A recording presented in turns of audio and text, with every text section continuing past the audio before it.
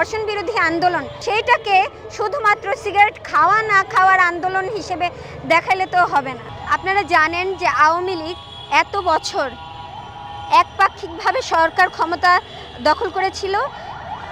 তারা একটা বাইনারি তৈরি করে দাঁড়িয়েছিল।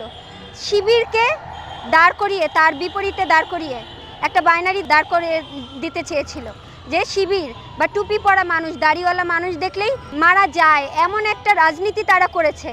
ঠিক তেমনি গণ অভ্যুত্থানের পরপরই হচ্ছে যেই নারীরা যারা হচ্ছে নারীদেরকে নিয়ে ইস্যু করে হচ্ছে রাজনীতি করে, তারা এবং হচ্ছে পতিত শক্তি দুইটা মিলে এই যে নারীদেরকে হচ্ছে যারা হচ্ছে বিভিন্নভাবে পলিটিক্সে মানে পলিটিক্যাল ভয়েস হিসেবে দাঁড়াতে চাচ্ছে, তাদেরকেই হচ্ছে শাহবাগ ট্যাগ দিচ্ছে।